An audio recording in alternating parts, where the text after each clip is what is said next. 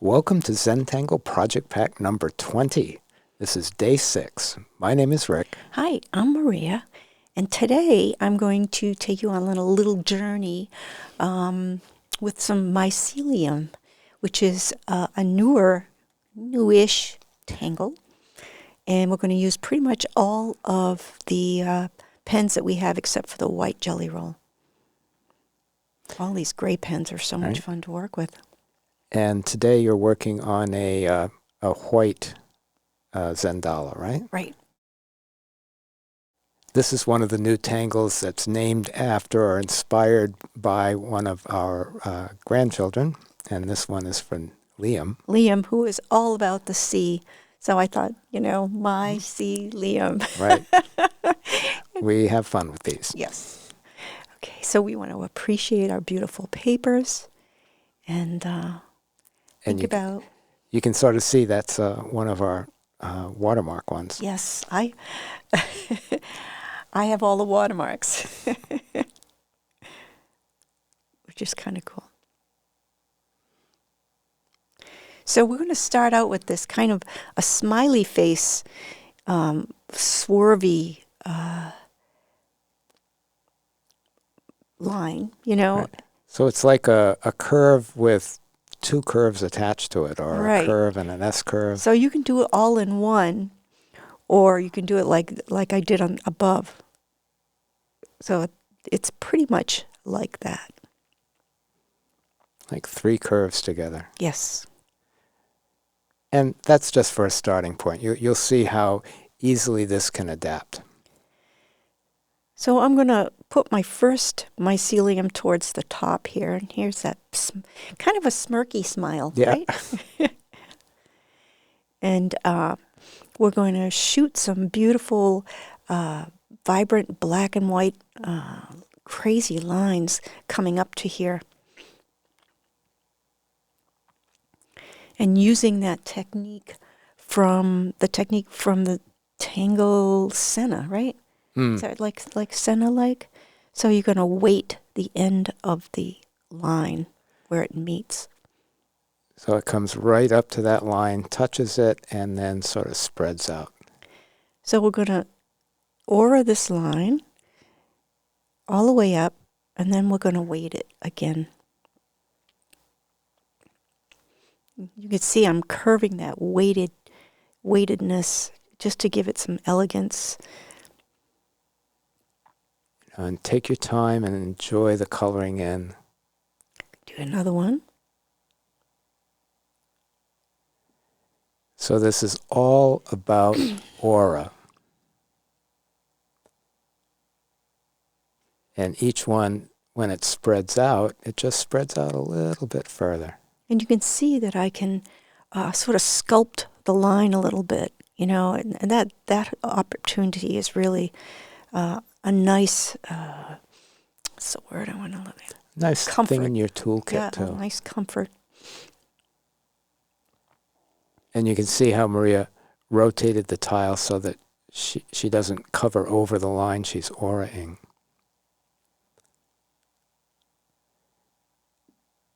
Always adding love as I'm going along. And you have the advantage of, like on Diva Dance, that you can increase the width of any side of those elements. I'm going to do this again. So all of these things we're doing so far are pretty simple. And I really love this one because this is one of those, we always like to say that a tangle should be like a magic trick, that when it's done, it's like, wow, how did that happen? And you're looking at all of the basic components now. Okay, so I'm going to start a couple more on this side. And the reason why I'm doing this, there's this, you want to see where it ends up. You want to do a couple on each side and then decide where to go from there, because you depending on your smile and different things, you want to do take some different action. So I can see here that we want to start towards the top now. I have that stem at the bottom, sort of a stem. So you didn't go all the way to the very end on Right. this one, right? Sort of like maybe 2/3 of the way up, or I don't want to be too specific, but already it has this very organic feel to it, but the way you do it is very structured. Again, all about the aura, and then just spreading out a little bit up at that line. What's neat is you get this really nice blend of light, of line and solid here. yeah, it's dynamic and it's striking.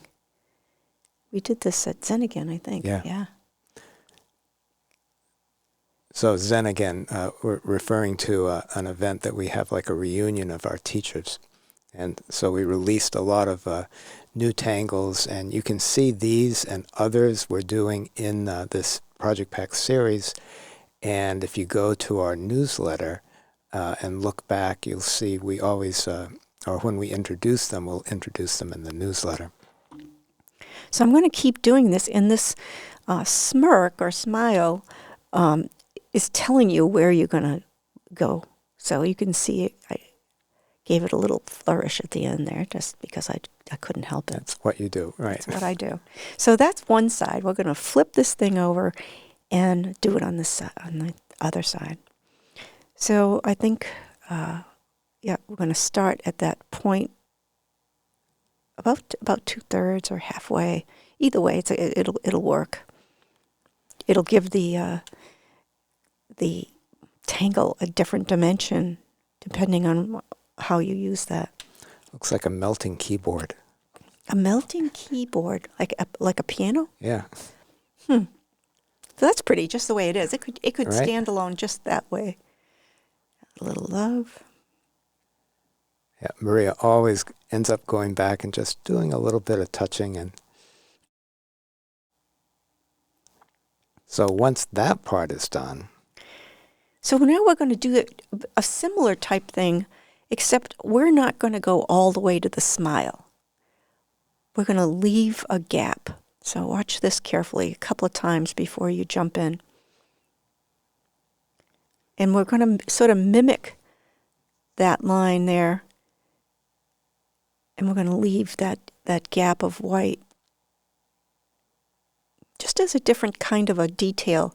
That's something, I mean, you could probably go all the way and it would be fine, but it's going to add a real sense of light at that end there at the tip. Yeah, it really contributes to what we call the magic trick. And what you'll also notice that whether Maria was doing it intentionally or not, the gap between the bottom part and the top part is pretty similar to the gap between the elements, those different lines. And however that line is drawn, it doesn't really matter. You just aura it. If you watch my left hand and my right hand, okay, and really look at it, my left hand is mostly turning, and my right hand is usually in the same spot.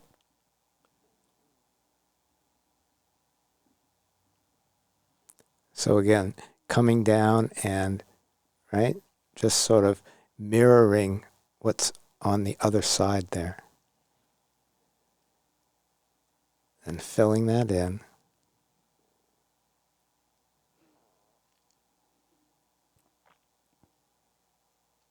And just keep doing this. Very similar to the other side.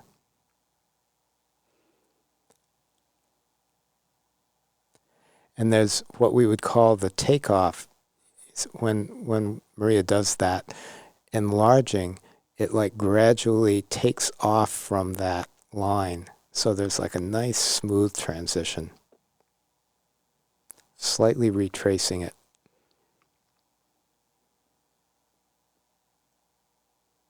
And filling it in.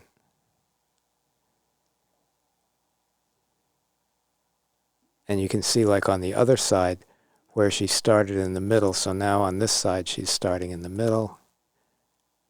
very similar to how on the other side.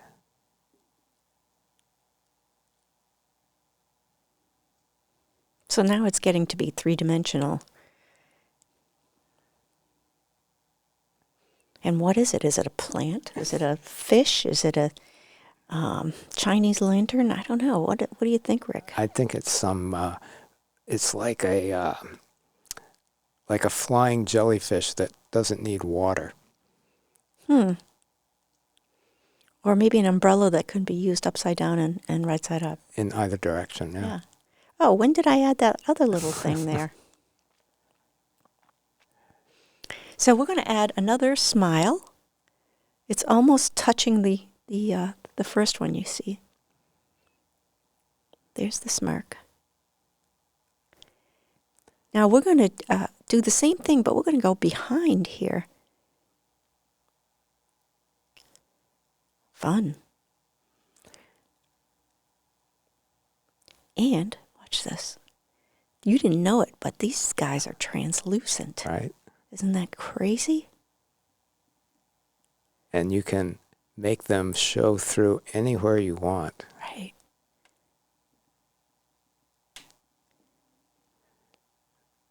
What's neat about this tangle in this particular tile is that this is an example of the two introductory tangles that we do, which is aura, or crescent moon, demonstrating aura, and then drawing behind, demonstrated by holobob. So now you can see the two lines there, and it's like, oh wow, that's magic.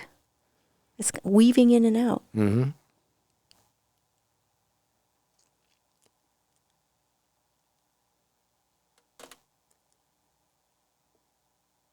And that can go in and under wherever, and you're gonna come up with really crazy different ideas, and be Open.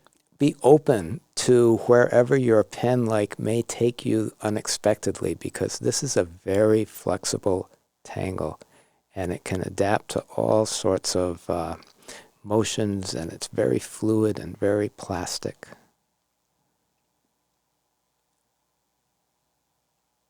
And transparent. And transparent. So it's so organic that it's just naturally going to look different than mine. I mean, it's almost impossible to have it look exactly the same, right? Oh, I added that other thing and you didn't. I know, I keep missing that. It's like there's this little dark transition, like a little bit of crescent moon in there. Yeah. Or is it diva dance? Or diva dance, Yeah. yeah. So the same rinse and repeat on the other side. Go up and find the match that mirrors but leave a gap.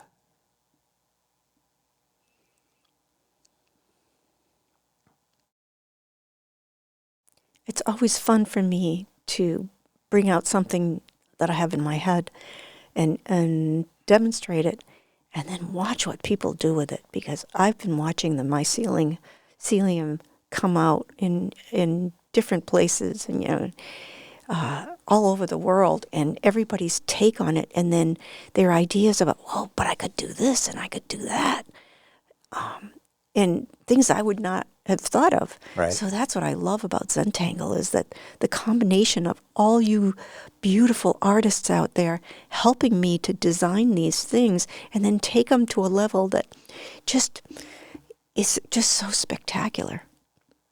So I thank you, all of you people that have been doing something a little bit different. Okay, I'm going to do one that's going to kind of hover on the edge here. So the smile becomes not quite a smile. Here we go, little smirk. But going right up to the edge. Just sort of a neat composition. And where am I going to go, and just seeing it and then doing it? It's going to dance around it. I bet you were wondering what I was going to do with that, right? because they're so flexible, you can make them bend over backwards or whatever. How cool is that?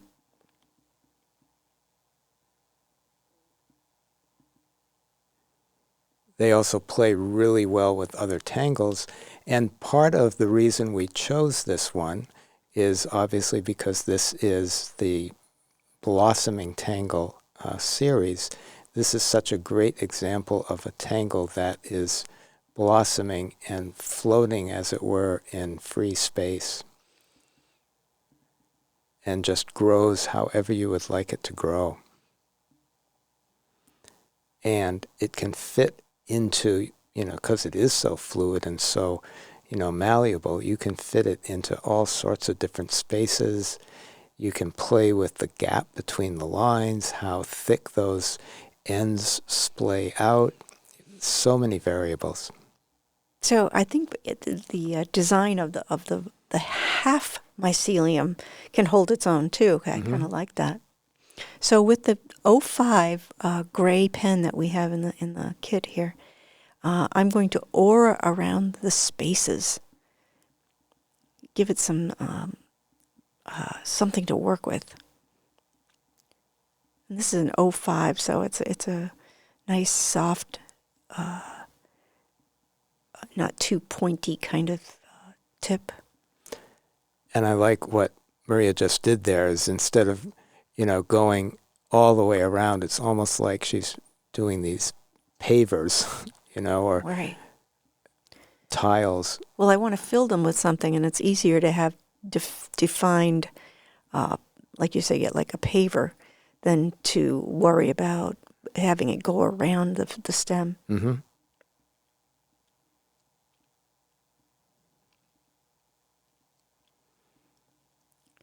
So these individual mycelium pieces will now become part of a composition. So it's going to tie everything around and make it more of a pattern than just hovering beings. And this is one of the beauties of aura, is that aura itself can create a space which can then hold other patterns, which is what Maria's doing here. And the same thing applies within a tangle. You could use the spaces within a tangle to put other tangles. So now it's kind of holding together as a pattern. So I'm going to go back into each section that we just created and put like a nice orb, a good size orb. You can see according to my pen about how big it is.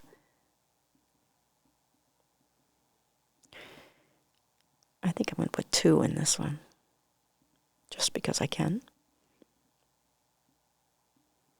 And as you're doing these on your own, perhaps you're watching this and then getting ideas that when you do yours, you'll think, I'm going to try this, or I'm going to do that differently. Yeah. And that's what we're hoping you'll do. And, take this inspiration and run with it. So I'm going to swing some lines off those orbs. So in a 9 shape, you can see it looks, if you put the orb and make it curve around, it's like a 9. Using that takeoff principle, like slightly tracing it before you leave.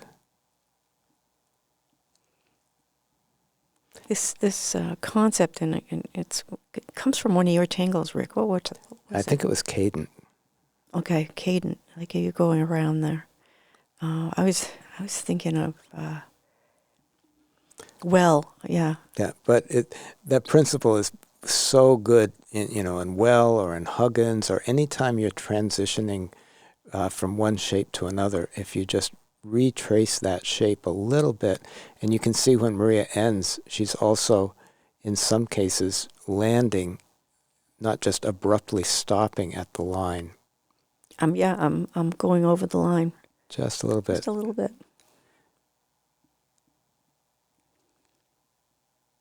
So it has a nice connected effect. Mm-hmm. And this happens very quickly. So when, you would think that, oh, this is going to take forever, but it actually goes very, very fast. Right, I like how you both take off and land. So the lines become part of each other instead of like a hard angle. There's a smooth transition.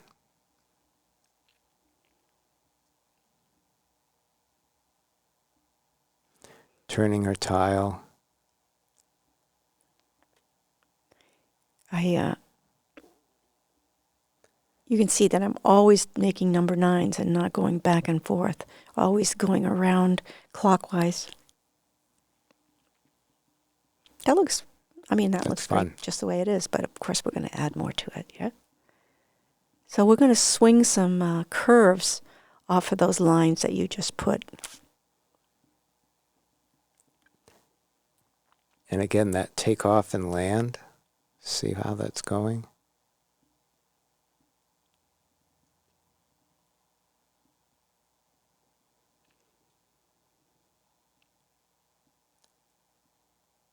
Creating those other shapes within there.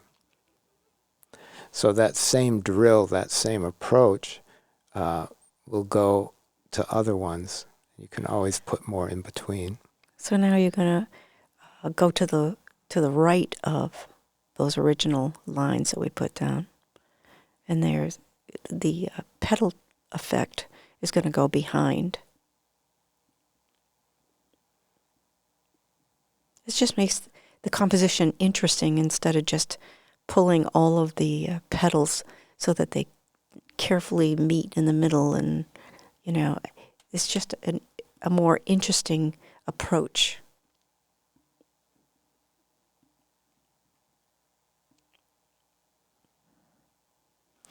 And one of the advantages of turning your tile is that the shape of the line or the feel of the line or the weighting of the line is similar in all the orientations.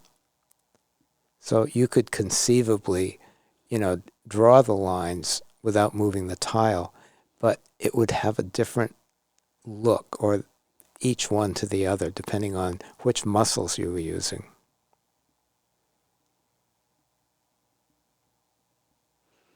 So you're probably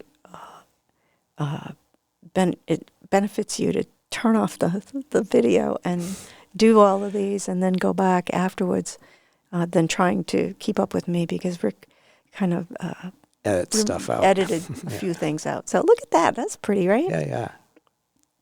I just pretended that. But I love this as an example of those little things that you can do. That, oh, what do I do with that space? Well, there you go.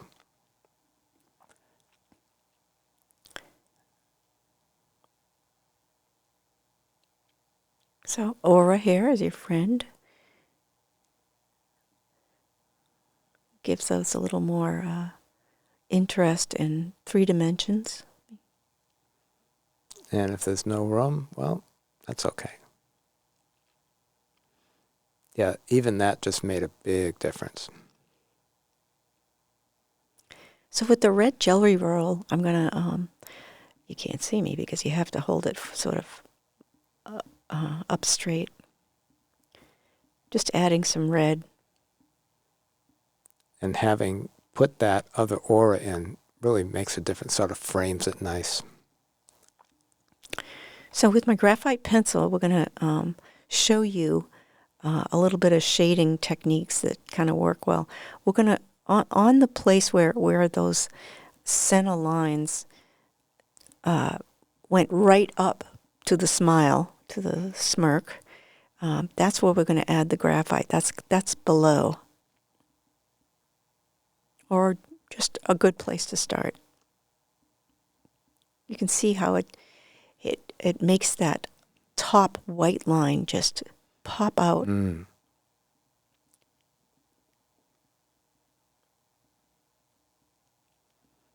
And we like the opportunity of working with really basic tools, the blacks and the grays here with a touch of red on these blossoming tangles. Look at how dramatic that is. You can really compare one to the other as beautiful as they are without the gray, it really goes Oh no, dimensional with the gray. it goes dimensional. I like that. I like that.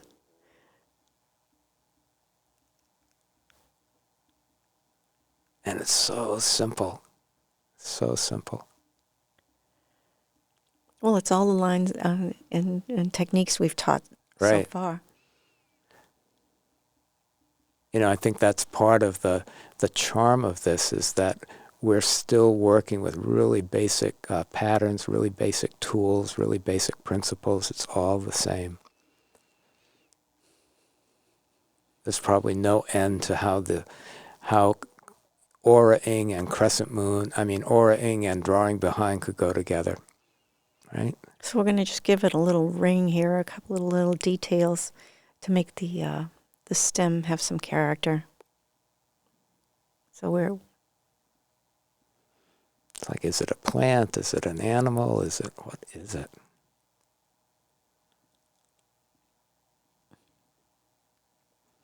And just follow your intuition as you're, shading, and you can always be guided by, like, that's obviously behind, or what's behind, what's in front.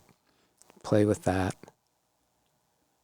And know that with shading you can add emphasis, you can de-emphasize, you can lift things up by shading around it. So you can see I'm trying to make that stem that's above pop out a little more.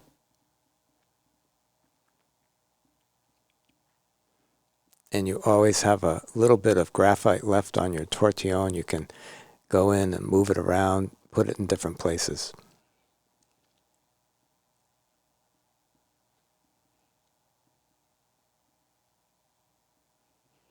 So just keep in mind, and we talk about the shades of gray in Zentangle, that because we're working on a pattern, and there is no light source, because we can't have a light source on a Zendala in a pattern, because the sun would be coming from all different, all, north, south, east, west. So it works. Somehow it still works without a light source in the pattern world. So don't be afraid, like, oh my God, the light source is here. I have to change it on every one of these, and it's not going to happen. So anyway, I'm adding some white chalk over the background, just to kind of push it away, push it behind, so that the mycelium pops out even a little more. This is a really unexpected technique, because using white chalk on a white tile, but it really does, like, soften. It's like you're looking at those other shapes through gauze almost. It's really neat. You can see the difference in just where that last one is, right? All right, look at that. And sort of avoiding the red, keeping those sparkles. That's a great, great technique. So with my pencil really on the side, I'm whacking that the lead right on the edge. You can see that it's leaving a little white, The side of the paper. The side of the side of the paper, that, if you can even imagine, because Zentangle paper is a little bit thicker than normal paper, you can get that look, that little white highlight. That's a great effect. Just bringing it in a little, Little things that add to a composition.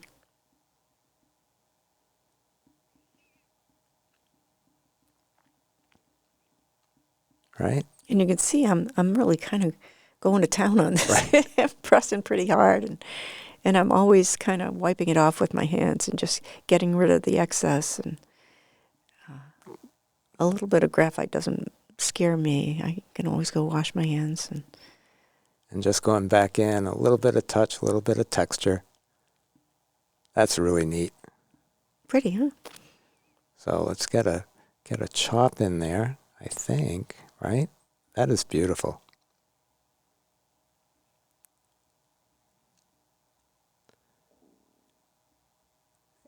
And here's just Well, there was no room left, so, well, just go right over it.